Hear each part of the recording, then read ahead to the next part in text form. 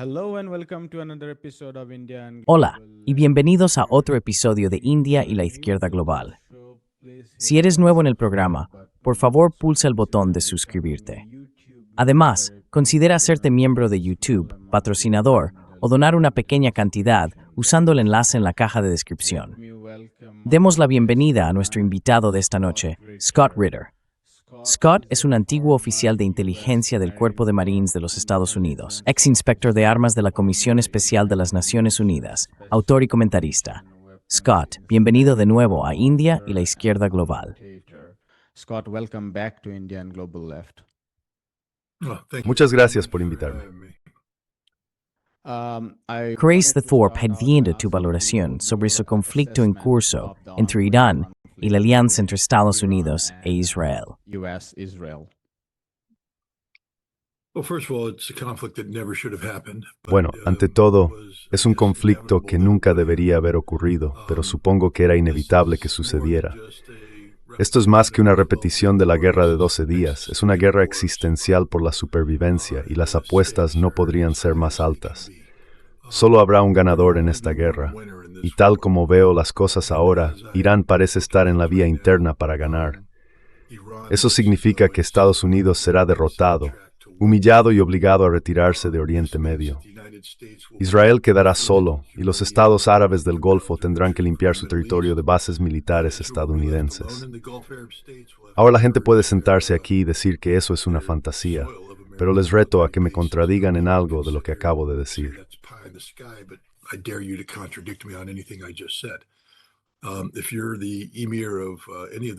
Si eres el emir de cualquiera de los estados árabes del Golfo y te han prometido la garantía de seguridad estadounidense, y estás viendo cómo tus ciudades, tus muelles y tus aeropuertos arden en llamas mientras Estados Unidos no puede hacer nada para detenerlo, demuéstrame que me equivoco.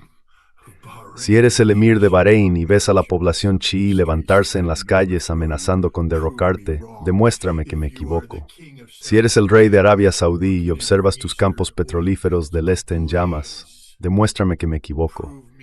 Si eres el emir de Qatar y ves tus campos de gas natural licuado sin poder producir, demuéstrame que me equivoco.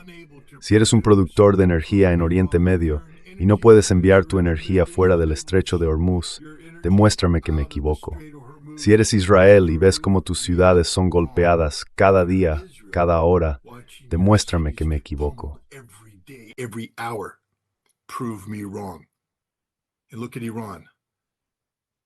Y mirad a Irán. Perdieron al Ayatollah Ali Khamenei y todo lo que eso hizo fue fortalecerlos. No hay gente en las calles exigiendo el derrocamiento del gobierno. El pueblo iraní se está uniendo en torno a su nación y ha demostrado que está más preparado para esta guerra que nadie. Así que demostrad que me equivoco. Sé que no es una postura popular, pero es una postura basada en hechos. Se basa en años de análisis geopolítico y militar. A menos que algo cambie de forma fundamental en la manera en que se está llevando a cabo esta guerra, Estados Unidos y sus aliados se quedarán sin munición en cuestión de semanas. Irán no se quedará sin munición. Demostrad que me equivoco.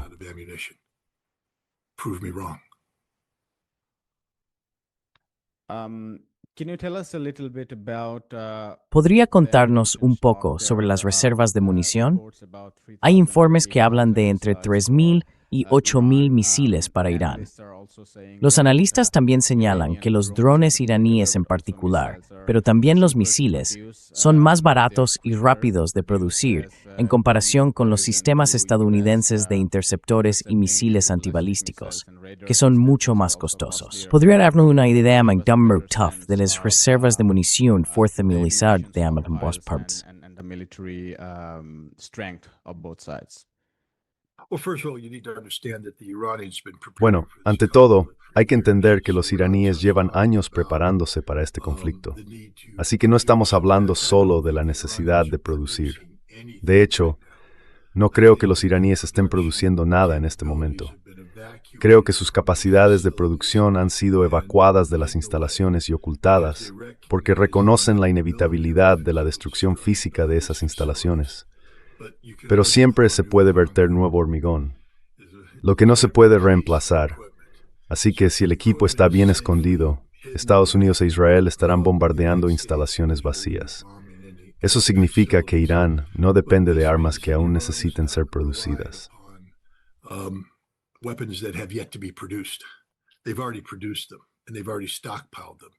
Ya los han producido y almacenado. Ya han tenido en cuenta la pérdida de material. Han fabricado los drones de la serie Shahed, que sorprendentemente han resultado muy eficaces contra objetivos en todas partes. También han producido misiles avanzados. Tienen reservas de misiles más antiguos y una estrategia sobre cómo emplearlos con la máxima eficacia. Los iraníes ya han construido todo esto, así que es un coste hundido. Ya está hecho. Pero por cierto, no se arruinaron al hacerlo. Estados Unidos, que es el principal proveedor de interceptores, por ejemplo, los Emiratos Árabes Unidos, al parecer, compraron interceptores de misiles por valor de $2,000 millones y ya se les han acabado.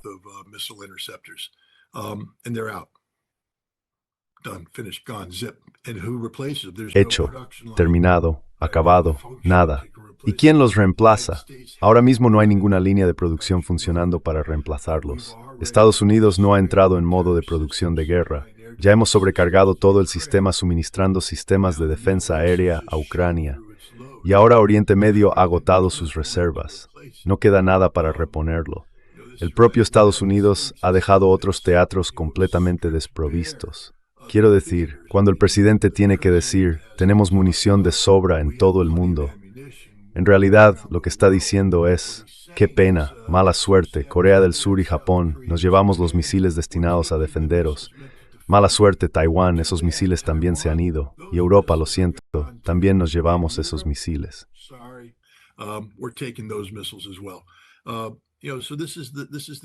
Sabes, esta es la realidad. Irán lanza un dron que cuesta unos $20,000 producir, y nosotros lo derribamos con 3 misiles interceptores que cuestan entre $3 y $4 millones cada uno. No soy un genio, solo soy un simple marín. Me cuesta equilibrar mi propia chequera en casa, pero esa es una ecuación de costes que no va a ser sostenible. Y eso es un hecho. Lo más importante que hay que señalar es que Irán se ha preparado para esta guerra. Ya ha fabricado todas las armas que va a utilizar. Estados Unidos no se preparó para esta guerra. De hecho, tanto Israel como Arabia Saudí advirtieron a Estados Unidos en enero de que no iniciara esta guerra a menos que pudiera terminarla y garantizar un resultado. Pero aún así, empezamos la guerra.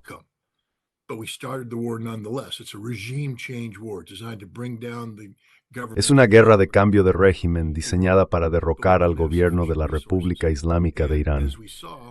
Pero no tenemos recursos suficientes. Y como vimos, nuestros sueños sobre lo que constituye una decapitación no significan nada, porque los planificadores parecen creer que Irán funcionaba como una dictadura unipersonal, que Ali Khamenei lo era todo, y que al eliminar al líder supremo, el sistema desaparecería, lo que demuestra que nunca han leído la Constitución de Irán y que no tienen ningún respeto por Irán como república constitucional. En lugar de colapsar, Irán siguió inmediatamente la dirección que la Constitución establece. El presidente, el jefe del Poder Judicial y un jurista designado por la Asamblea de Expertos formaron un comité de emergencia que actuará como líder supremo hasta que la Asamblea de Expertos elija a un nuevo jurista supremo.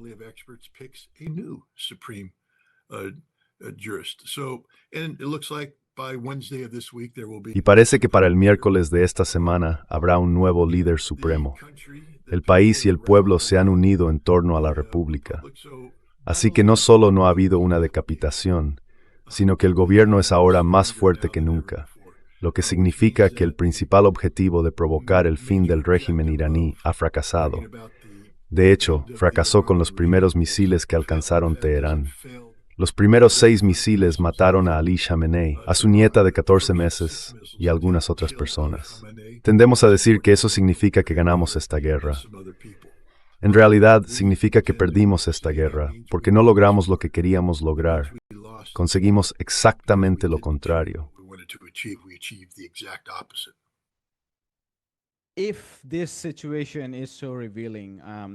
Si esta situación resulta tan reveladora ya en el tercer día, me pregunto qué llevó a Estados Unidos a atacar en primer lugar. Fue un malentendido total sobre la estructura jerárquica de las fuerzas y la administración iraníes y sobre cómo funcionan, asumiendo que la decapitación de un líder provocaría algún tipo de levantamiento y cambio de régimen, entre comillas. ¿O es la arrogancia de los generales estadounidenses que sobreestiman su fuerza? ¿O se trata de un fallo de inteligencia?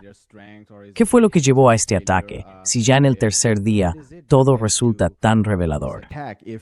Just on the third day, everything is so revealing. Bueno, quiero decir, lo que sabemos es que existe un nivel sin precedentes de ignorancia en la alta dirección de Estados Unidos sobre Irán. Sobre qué es Irán, quiénes son los iraníes, qué es la República Islámica y qué papel desempeña el Islam en la sociedad iraní. Cuando tienes a Jared Kushner, que representa el 50% del equipo negociador, reuniéndose con la diáspora iraní en Estados Unidos para crear un comité que elija al próximo líder de Irán, mientras, por cierto, negocia con los iraníes la resolución del programa nuclear. Eso demostró, en su momento, que no nos tomábamos en serio las negociaciones. Pero ese es otro asunto.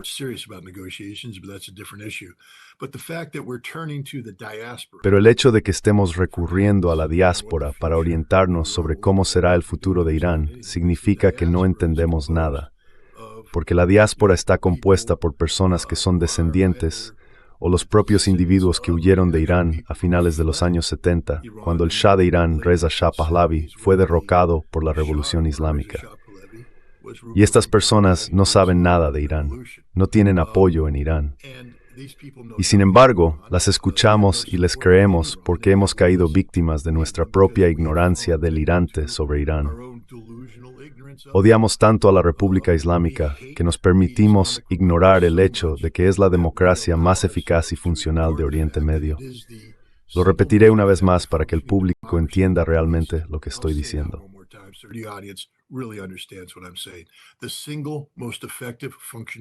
La democracia más eficaz y funcional de Oriente Medio es la República Islámica de Irán.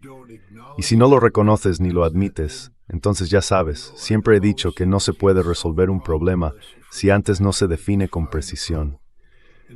Si definimos el problema de Irán como una dictadura, donde eliminar al líder supremo significa el colapso del régimen, entonces no tenemos una solución al problema, porque lo hemos definido de forma incorrecta.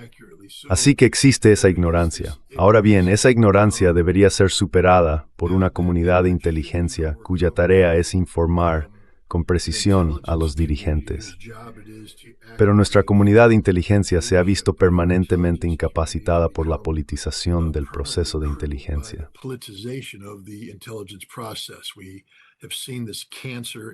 Vimos cómo este cáncer infectó a la comunidad de inteligencia en el periodo previo a la guerra de Irak, durante la década de 1990, cuando fabricamos un argumento para mantener las sanciones económicas contra Irak, basándonos en las armas de destrucción masiva. No reconocimos el papel desempeñado por los inspectores de armas de las Naciones Unidas, de los cuales yo formaba parte, en la consecución del desarme de Irak. En su lugar, fingimos que Irak había reconstituido su capacidad armamentística y representaba una amenaza, y fuimos a la guerra. La comunidad de inteligencia, en lugar de decirles a sus superiores lo que necesitaban oír, la verdad, les dijo lo que querían oír. Ese no es tu trabajo como oficial de inteligencia. Y la comunidad de inteligencia ha estado infectada con esta enfermedad desde entonces. La enfermedad de la politización.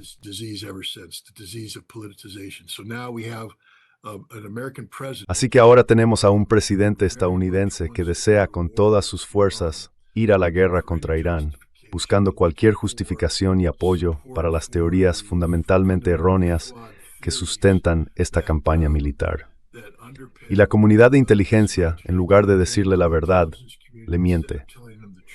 ¿Viste lo que ocurrió cuando Tulsi Gabbard, la directora de Inteligencia Nacional, intentó decir la verdad sobre el programa nuclear de Irán? Testificó ante el Congreso diciendo la verdad.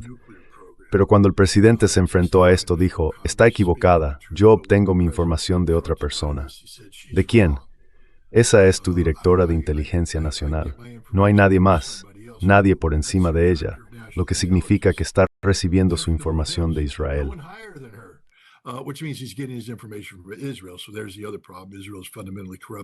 Así que ahí está el otro problema. Israel está corrompiendo fundamentalmente el proceso de formulación de políticas aquí en Estados Unidos. Por último, mencionaste a los generales. Aquí voy a llevarte la contraria. Los militares estadounidenses son profesionales. Estás hablando con uno. Cuando fui a la guerra te derroté porque era mejor que tú. Era mejor que tú porque era profesional, porque estaba preparado, porque te estudié. Me estudié a mí mismo. Conocía mis debilidades, conocía mis fortalezas, conocía tus debilidades, y haría todo lo posible por acercarme y destruirte mediante el fuego y la maniobra.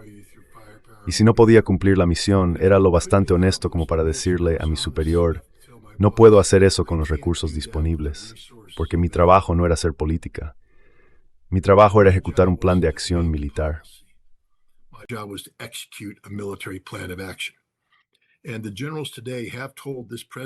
Y los generales de hoy le han dicho a este presidente que no pueden cumplir la misión de la manera en que él quiere que se haga, en el plazo que desea y con los objetivos que pretende. Han dicho claramente, no tenemos los recursos para hacer esto. El director del Estado Mayor Conjunto fue destituido porque insistió en ello. Mientras hablamos, aparentemente hay una revuelta de generales en el Pentágono y según algunas fuentes de noticias, podría haber dimisiones masivas porque estas personas están diciendo, estamos intentando explicarle, señor presidente, que lo que usted quiere lograr, lo que su secretario de guerra está allá predicando como dogma religioso, no va a suceder. Que Pete Hegseth lo diga, no lo convierte en realidad.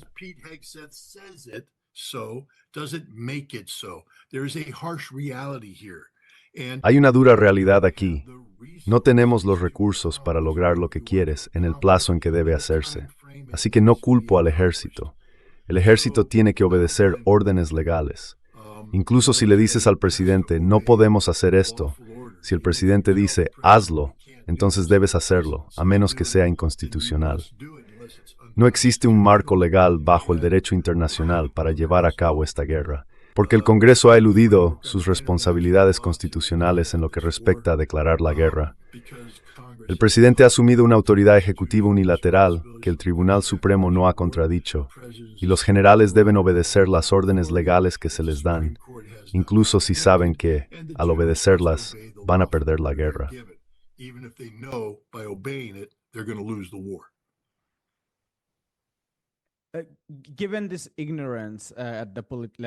Dada esta ignorancia a nivel de la clase política y dada la politización de la cúpula, incluida la comunidad de inteligencia y demás, y la falta de filtrado, digamos, de la información que proviene de los generales y del ejército hacia la clase política. Y añadiré, dado que Irán ha declarado oficialmente que no está dispuesto a negociar en esta etapa porque quiere avanzar en su venganza, ¿cuál podría ser una salida? Si formases parte de la clase política estadounidense, insistirías y seguirías por este camino. Porque Pete Hegseth y el general Dan Kane dijeron que no hay tropas en Irán en este momento, pero que todas las opciones están sobre la mesa. ¿Qué opinas de eso? ¿Cuál podría ser una salida para ellos o el camino que seguirían?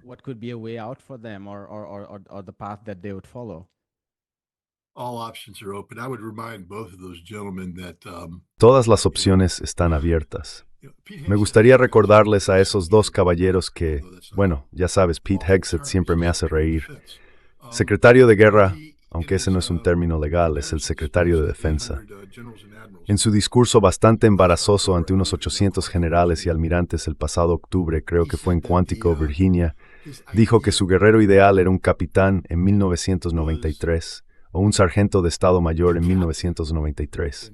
Y la razón, dijo, es que para llegar a ser capitán en 1993, habrías ingresado en los primeros o mediados de los años 80 y habrías pasado por un entrenamiento en un ejército diseñado para ganar guerras.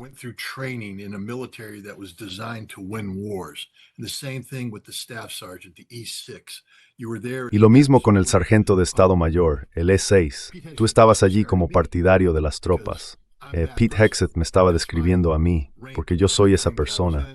Ese era mi rango en el periodo en que serví. Esa es mi base de experiencia. Pero literalmente tú, literalmente yo, Y le recordaré a Pete Hegseth que a diferencia de él, yo he ganado una guerra. Él no. Ha perdido 2 y está a punto de perder una tercera. Pero ya sabes, yo soy el epítome del estándar profesional que Hegseth está planteando. Así que lo que voy a decirle es que no se ganan guerras con fanfarronería ni con palabras. Se ganan estando preparado. By bluster and by words. You win it by being prepared.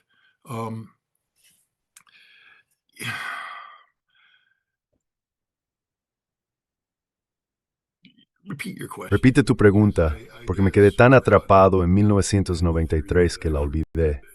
Solo recuérdame cuál era tu pregunta. Yeah, just the Sí, simplemente la salida para... Oh, la salida, una vía de escape. The off-ramp is always victory. I mean, you don't La salida siempre es la victoria. Quiero decir, no entras en una guerra planeando perder. La única operación militar que realmente planifica una retirada es una incursión. Entramos, aterrizamos, hacemos lo nuestro y planificamos la retirada. Pero ningún plan militar incluye un plan de retirada, porque simplemente asumimos que vamos a tener éxito. Si se nos ordena retirarnos, eso significa que hemos perdido, y no nos gusta perder. Sin embargo, la salida aquí no va a ser mediante la victoria, capacidad. Quieres destropas sobre el terreno. Ese era el punto que intentaba hacer. Esa fue mi guerra. That was the point I was trying to make. That was my war. I was part of the people that planned an operation. Formé parte del equipo que planificó una operación para enviar a 700,000 personas a Oriente Medio, incluyendo cientos de miles de soldados sobre el terreno para derrotar a Irak en la tormenta del desierto. Sabes, nos llevó muchos meses de planificación y despliegue. Aterrizamos en aeródromos que estaban abiertos, sin interdicción, sin problema. Podías simplemente aterrizar allí, aparcar los aviones, desembarcar a las tropas, reunirlas y avanzar sin ninguna interferencia.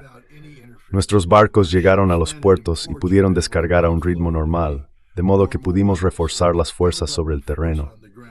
¿Cómo se imagina Pete Hegseth que se introducirían las fuerzas estadounidenses en Irán?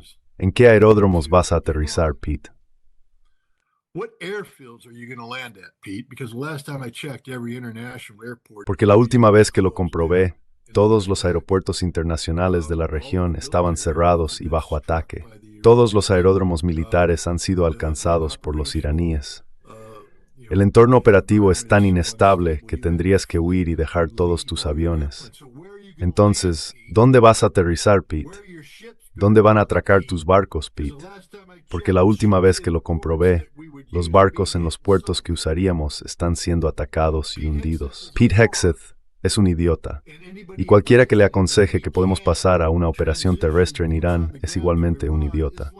No podemos hacerlo. Físicamente no podemos hacerlo. Carecemos de la capacidad de asalto necesaria para ello. Amphibious assault capability to do this. General Berger, former commandant on the Marine Corps. El general Berger, excomandante del Cuerpo de Marines, advirtió sobre esto cuando asumió el cargo.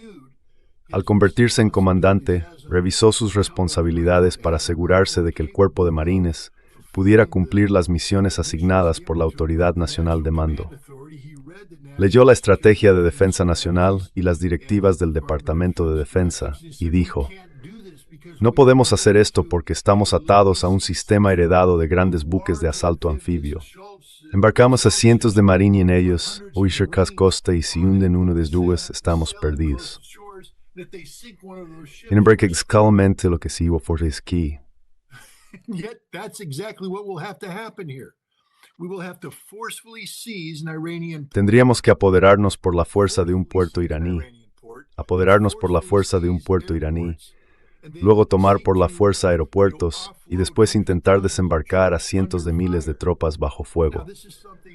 Ahora bien, esto es algo que hicimos, por ejemplo, en el día D en Normandía, pero llevó mucho tiempo prepararlo. Son cosas que hicimos durante las campañas insulares en el Pacífico, pero fueron operaciones muy sangrientas.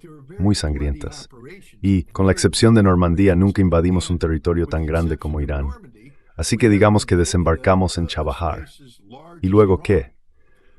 Verás, Pete, Yo soy el tipo que en realidad ayudó a planificar precisamente esa operación, el plan operativo para que los estadounidenses desplegaran fuerzas en Irán en respuesta a una invasión soviética. Así que, de hecho, ya he hecho esto, Pete, y te digo que no va a funcionar. No se puede hacer. Así que deja de hablar como si me descuse, Peter. So stop talking as if you can do it. You are going to war with what you have, and what you have is not enough. Vas a la guerra con lo que tienes, y lo que tienes no es suficiente. Tus generales te dijeron que no sería suficiente. Además, aquí hay dos relojes en marcha. El primero es la disponibilidad de recursos. Como dije, se están quedando sin munición muy rápido. Pero hay otro también, porque mientras hablamos, las instalaciones de Aramco están en llamas. Mientras hablamos, las terminales de gas de Qatar están siendo atacadas y Qatar ha dejado de enviar gas natural licuado. Mientras hablamos, el estrecho de Hormuz está roto. A finir Madison Lips está gritando. A final de mes, muerto. No more mes, los estudiantes estarán entiendo. Es abierto. And this is a reality.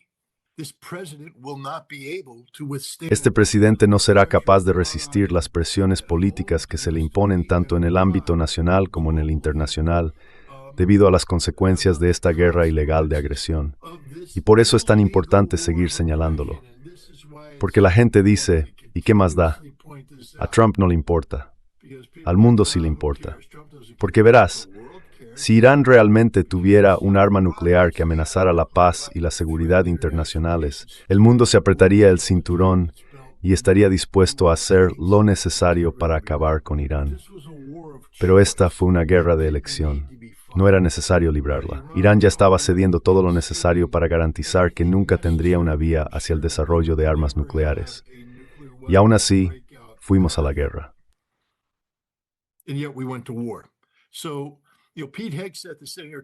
Así que ya sabes, Pete Hague dijo esto. Estás hablando a lo grande, ¿verdad? Pero incluso si tuviéramos 500,000 soldados que pudiéramos enviar a Irán, para cuando los tuviéramos listos, nos habríamos quedado sin munición y el mundo estaría gritando para que se pusiera fin a esta guerra. Así que la única manera de que esto termine es que Estados Unidos reconozca que su presencia en Oriente Medio ya no es viable y que se retirará de forma permanente de las bases militares que ha establecido. Y esto coincidirá con que los estados árabes del Golfo digan igualmente que Estados Unidos ya no es bienvenido en su territorio. Y cuando esto ocurra, Israel quedará aislado y se verá obligado a contener sus ambiciones del gran Israel.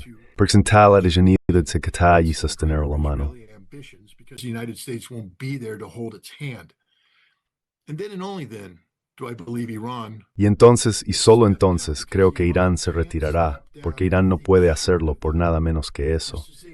Esta es una guerra de supervivencia existencial. Irán no puede permitir que esta guerra se detenga, especialmente después del daño que se ha infligido. Detenerse y permitir que el otro bando reconstruya su fuerza y sus capacidades sería imposible. Irán ganará esta guerra porque Estados Unidos no tiene suficiente munición. Si Irán detiene esta guerra y acepta un alto el fuego, Estados Unidos no volverá a cometer ese error. Ahora mismo, Irán va a ganar porque hemos iniciado algo que no controlamos. Irán gana al continuar con este esfuerzo porque ellos tienen el control. Se han preparado para esto. Tienen suficientes misiles para seguir disparando incluso cuando nosotros nos quedemos sin munición.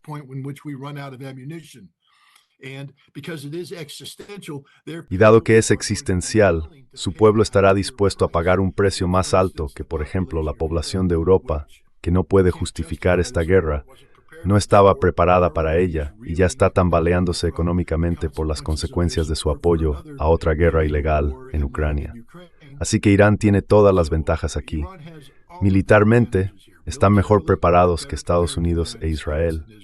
Económicamente, están hundiendo la economía mundial ahora mismo si esto continúa. Y políticamente, están en el lado correcto de la historia. Tienen legitimidad para todo lo que están haciendo. Así que esta guerra termina con la derrota estratégica de Estados Unidos, o Estados Unidos destruye Irán y colapsa el régimen. Pero no veo que eso ocurra. ¿La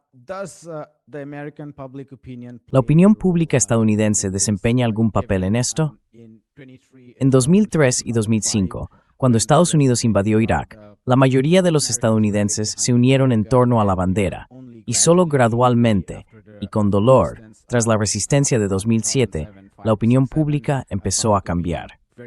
Esta vez, una encuesta de Reuters muestra que más del 75% de los estadounidenses se oponen a la guerra. Me pregunto si, a medida que empiecen a regresar más cuerpos, esa oposición se intensificará aún más. Y lo que es más importante, ¿tendrá eso algún impacto en las élites gobernantes?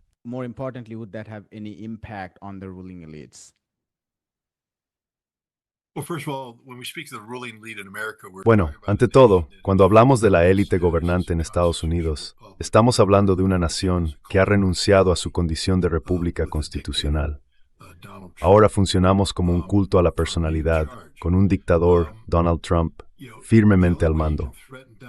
La única manera de amenazar a Donald Trump en este momento es derrotándolo en las urnas en noviembre, en las elecciones de mitad de mandato, y dando poder a un Congreso capaz de acusarlo y condenarlo. Está bien encaminado para lograr ese objetivo, porque ahora mismo los estadounidenses siguen despertándose por la mañana y golpeándose el pecho por Maduro. Lo maravilloso que fue, lo fácil que fue, lo rápido que fue.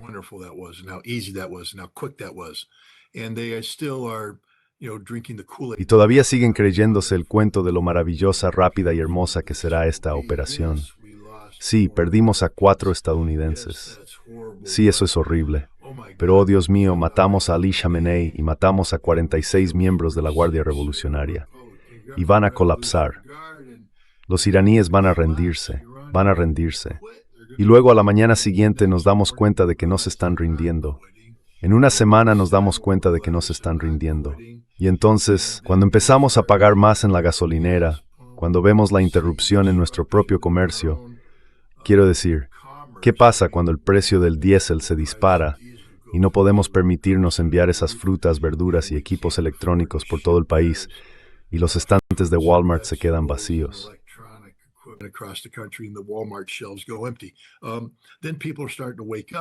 Entonces, la gente empieza a despertar y finalmente verá que las palabras pronunciadas por Pete Hegseth, el presidente y otros son vacías, mentiras, que les han estado mintiendo todo el tiempo.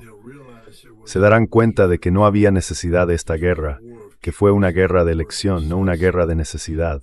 Y se enfurecerán, votarán por cualquiera menos por Trump, o por cualquiera que apoye a Trump en las elecciones de mitad de mandato. Y entonces, un cambio de régimen. Esta es una guerra de cambio de régimen que se está librando ahora mismo. Pero por desgracia para el pueblo estadounidense, creen que al matar a Ali Khamenei, cambiaron el régimen en Irán.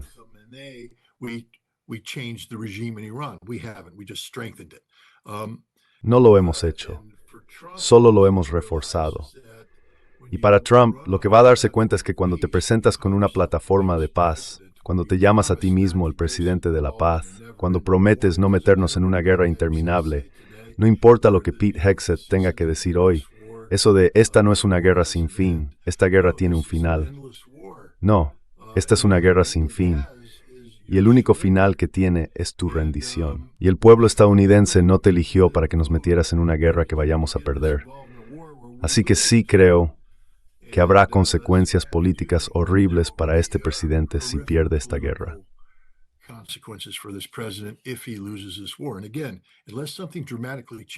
Y de nuevo, a menos que algo cambie de forma drástica, lo único que no sabemos, y ahora tenemos que dar un paso atrás, es, ya sabes, creo que ya lo he dicho aquí antes, el ejército estadounidense es muy capaz. Quiero decir, si crees que no lo es, entonces no sabes nada sobre la guerra. Irán está siendo machacado ahora mismo, machacado. El daño que se está causando es increíble. La infraestructura que se está destruyendo es, ya sabes, entre Estados Unidos e Israel. Se están causando daños por valor de miles de millones de dólares. El gobierno iraní se ha preparado para esto, pero ningún plan sobrevive al primer enfrentamiento con el enemigo. Y el enemigo siempre tiene algo que decir.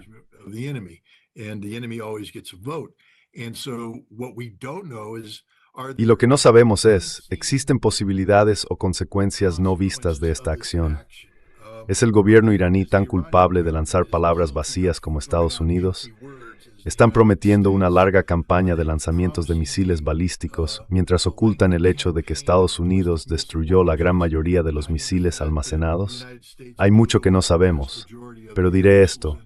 El gobierno iraní tiene un historial de decir la verdad. El gobierno estadounidense no. Y por tanto en este momento me inclino más a creer a quienes dicen la verdad que a quienes mienten repetidamente.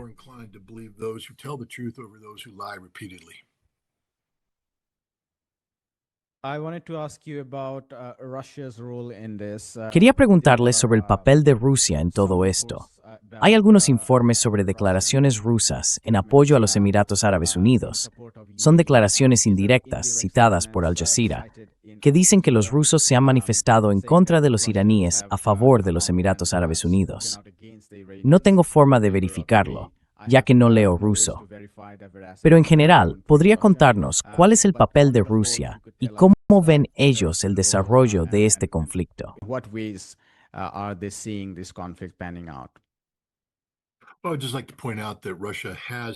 Bueno, solo me gustaría señalar que Rusia tiene un marco de seguridad estratégica con Irán. Rusia no tiene un marco de seguridad con los Emiratos Árabes Unidos. Así que sería muy extraño que el gobierno ruso se pusiera del lado de los CEAU en este sentido. Rusia sí tiene un vínculo financiero con Dubái. Mientras hablamos, hay miles de turistas rusos varados en Dubái que al parecer se lo están pasando en grande, haciendo paracaidismo en medio de ataques con drones, porque ¿por qué no? Son rusos y no les importa. Pero con Rusia tenemos que pensar en el panorama general. En primer lugar, Rusia no se beneficia de una catástrofe global. Rusia no se beneficia del caos. Hay mucha gente ahora mismo que sugiere que, dado que el precio del petróleo está a punto de dispararse, ese era el objetivo de Rusia desde el principio.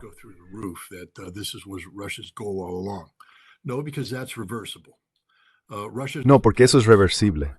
Rusia no juega en el mercado al contado. Rusia juega a largo plazo. He hablado con varios embajadores rusos que han dicho que lo que busca Rusia es estabilidad, lo que aporta previsibilidad. El mundo puede ser malo, duro, pero si es previsible, entonces Rusia es capaz de formular políticas para afrontar esos problemas. Lo que hace la vida difícil es la imprevisibilidad, cuando la situación oscila de un lado a otro, por todas partes. El caos. Eso no es lo que quiere Rusia. Rusia no quiere caos con Europa. Rusia no quiere caos con Estados Unidos. Rusia ni siquiera busca la derrota de Estados Unidos, porque la derrota de Estados Unidos crearía un vacío global que generaría caos. Y eso es problemático para Rusia.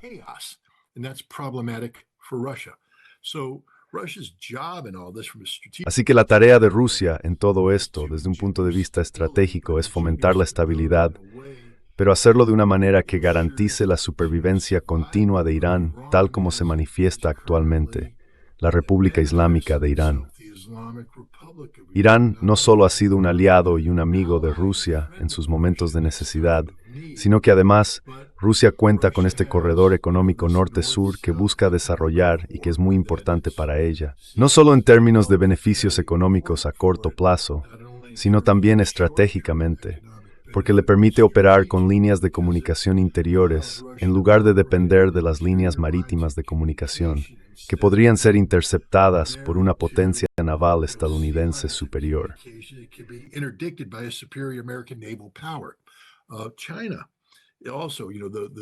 China también, la nueva ruta de la seda que conecta el oeste de China por ferrocarril a través de Asia Central hasta Irán, tiene un interés propio. Su objetivo es la supervivencia de Irán y la estabilidad en la región.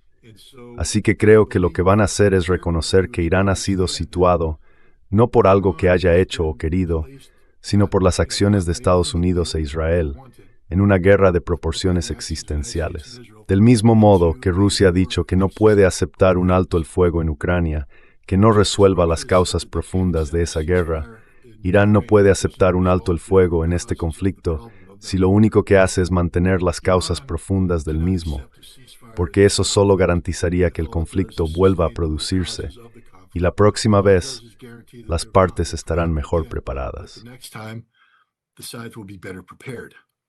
So I think Russia understands that this conflict has to run.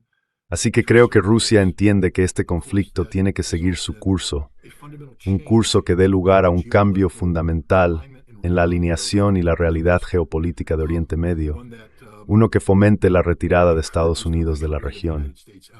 Rusia también, creo, intentará contener a los iraníes en su uso del arma económica. No le interesa a Rusia que la seguridad energética se venga abajo. Así que pienso que los rusos están haciendo muchas llamadas, llevando a cabo mucha diplomacia entre bastidores y esperando el momento en que Estados Unidos diga, tenemos que salir de esto. Tenemos que salir de esto.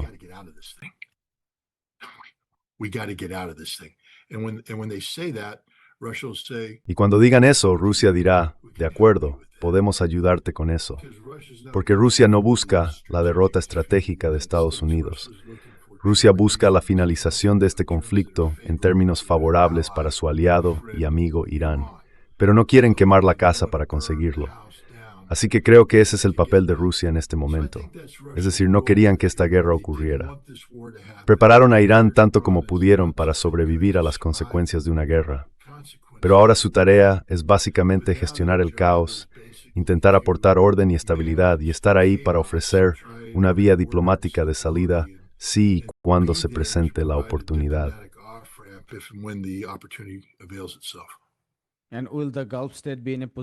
¿Y estarán los estados del Golfo en condiciones de aceptar este tipo de mediación rusa, por así decirlo, y aceptar no ser vasallos de Estados Unidos?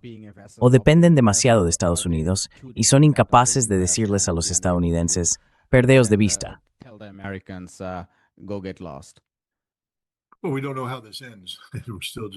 Bueno, no sabemos cómo termina esto. Todavía es solo el tercer día. Sí sabemos que hay grandes multitudes de chiíes en Bahrein, vitoreando cada misil iraní que impacta. ¿Cuál es el futuro de la familia califa? También sabemos que los Emiratos Árabes Unidos están contemplando un desastre económico. Así que si estás viendo el colapso de tu estatus como centro económico, como centro bancario en Oriente Medio, porque te has alineado con Estados Unidos y estés incapaz de defenderte, ¿crees que quizá ha llegado el momento de un reajuste, de una reorientación de política? Estamos en una fase temprana, pero creo que lo que vamos a ver es que las naciones se darán cuenta de que Estados Unidos ya no es capaz de proporcionar la seguridad que antes garantizaba.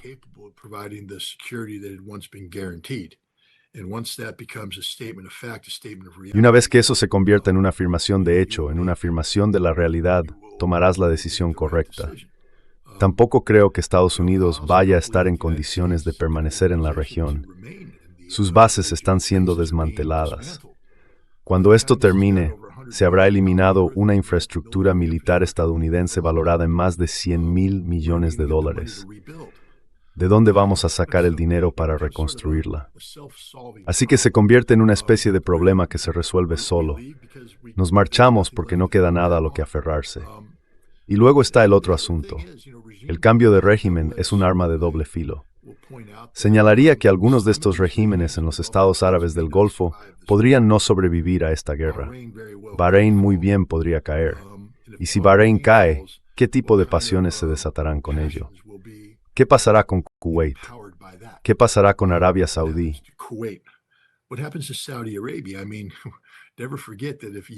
Quiero decir, nunca olvidemos que si Yemen, si los hutíes se implican estratégicamente, son perfectamente capaces de invadir Arabia Saudí y ocupar hasta una cuarta parte de su territorio, reclamándolo como propio, con justificación histórica, porque les pertenece. Los saudíes se lo robaron. Así que el posible desmantelamiento de Arabia Saudí, el debilitamiento de la familia Al Saud, la pérdida de control sobre las provincias orientales donde está el petróleo. Quiero decir, esto es un problema. Podemos decir lo mismo de los Emiratos Árabes Unidos. Esos príncipes mimados y perfumados que han gobernado los estados árabes del Golfo durante tanto tiempo, capaces de llevar sus vidas ostentosas gracias al paraguas de seguridad proporcionado por Estados Unidos, capaces de conspirar en secreto a espaldas de los iraníes para apuñalarlos por la espalda. Son los mismos que hicieron llamadas telefónicas diciéndole a Donald Trump, hazlo, hazlo, hazlo. Donald Trump, do it, do it, do it. Just win. do it, but make sure you win. Solo gana. Hazlo, pero asegúrate de ganar. Ya sabes, ahora se enfrentan al hecho de que Trump lo hizo, pero no va a ganar y tienen que pagar el precio. Así que hay mucha incertidumbre en el resultado. Añadiré una cosa más. Hablan de las consecuencias no deseadas del conflicto. Los británicos, en toda su estupidez imperial, han decidido que quieren desempeñar un papel en este conflicto, que de repente han decidido que son pro-israelíes. Y entonces, Irán ha lanzado misiles contra bases británicas en Chipre. ¿Qué ha hecho el gobierno griego esta mañana? Están enviando cazas F-16, están enviando defensa aérea, están enviando buques de guerra. Ahora bien, ¿qué te imaginas que va a ser la respuesta de Turquía ante esto?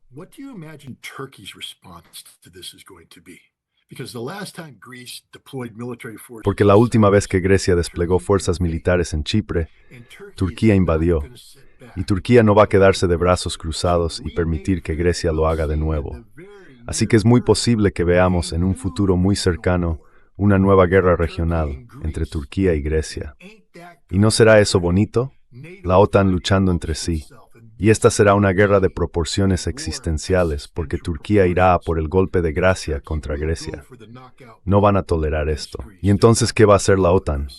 La OTAN ya está distraída y debilitada por Ucrania. Quiero decir, ya sabes, una vez más, Pete Hegseth es un idiota porque empezó algo que no entendía. Puso las piezas en movimiento. Esto está fuera de control. Y el caos se ha desatado por todas partes. ¿Quién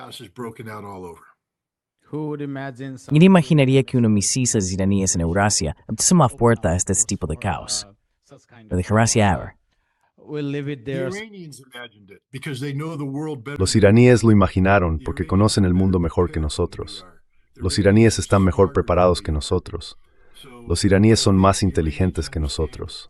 Así que creo que los iraníes entienden perfectamente todo lo que están haciendo. Hazte esta pregunta. ¿Por qué Irán no ha atacado todavía la base aérea de Incirlik? La base aérea de Incirlik es la instalación militar estadounidense situada a las afueras de Adana, en el sur de Turquía. Es la base de los A-3 AWACS que sobrevuelan la zona, proporcionando apoyo de mando y control para la defensa de Israel. ¿Por qué Irán no ha atacado Incirlik? La respuesta es porque Irán atacó Chipre. Y si juntas las piezas, sabrás exactamente lo que está ocurriendo. Los iraníes son más inteligentes que todos los demás. Así son las cosas. Efectivamente. Lo dejamos aquí, Scott. Este ha sido realmente útil para entender los acontecimientos que están ocurriendo. Muchas gracias por tu tiempo. Lo aprecio mucho. Bueno, muchas gracias. Y esperemos que me equivoque en todo, que estalle la paz, que la guerra termine, que vuelva la estabilidad y que la gente deje de morir. Pero sí quiero recordar a todos que el primer ataque lanzado contra Irán alcanzó una escuela de niñas y mató a más de 100 jóvenes.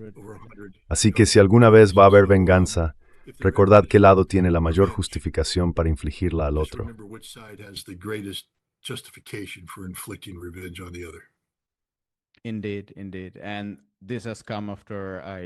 En efecto. Y esto ocurre después del genocidio en Palestina que hemos presenciado.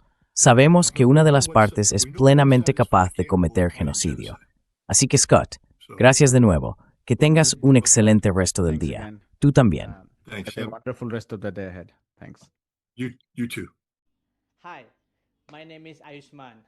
Hola, me llamo Ayushman. Junto con Mudiar Jyotishman hemos creado esta plataforma. Durante los últimos 2 años, hemos intentado generar contenido para las fuerzas de izquierda y progresistas. Hasta ahora hemos entrevistado a economistas, historiadores, comentaristas políticos y activistas. Si te ha gustado nuestro contenido y quieres que construyamos un archivo para la izquierda, tengo 2 peticiones para ti. Por favor, considera hacer una donación a la causa. El enlace está en la descripción de abajo. Y si no puedes hacerlo, no te sientas mal. Siempre puedes dar me gusta y compartir nuestros videos con tus camaradas.